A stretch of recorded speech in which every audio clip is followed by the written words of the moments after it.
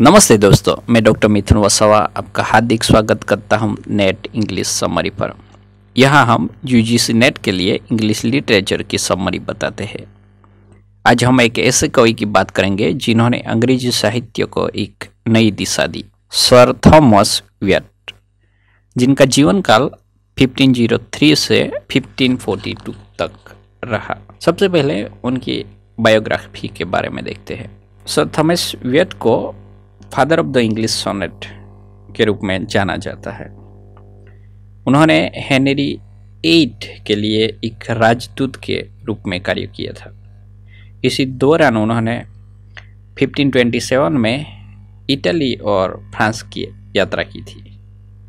उनकी इटली की यात्रा सबसे महत्वपूर्ण थी क्योंकि यहीं उनकी मुलाकात पेट्रार्क के रचनाओं से हुई और जिन्हें वो इंग्लैंड वापस लाए। सर थॉमस व्यट का जीवन विवादों से भरा रहा, जिसका केंद्र थी एने बोलेन। ऐसी अफवाह थी कि एने बोलेन का विवाह हेनरी 8 से होने से पहले वह व्यट की प्रेमिका थी।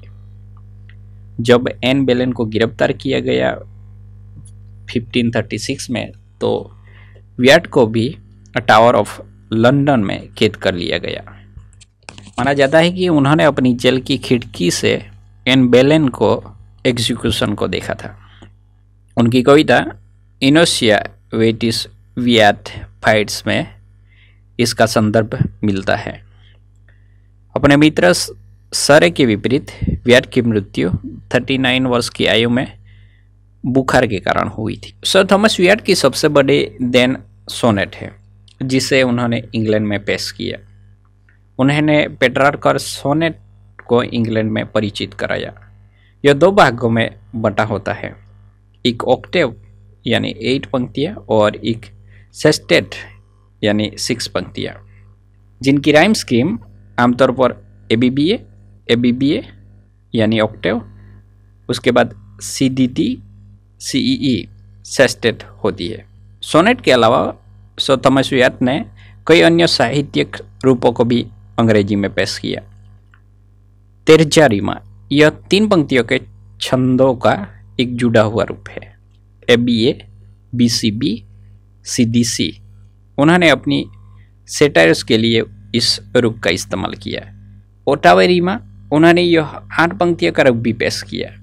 एबीए, बीएबी, सीसी, उन्होंने अंग्रेजी में पहले सेटायर्स लिखे जो होरेस और अलामानी पर आधारित थे।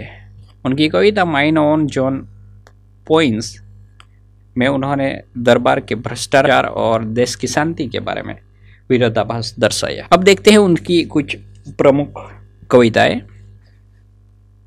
जैसे कि whose list to haunt, the flee from me, my galley charge with forgetfulness, farewell love, ये उनकी प्रमुख कविताएं हैं। व्यट का प्रकाशन इतिहास भी सारे जैसा ही है। उनकी मृत्यु के बाद टोटल्स मिसलनी में उनकी रचनाओं को प्रकाशित की गई।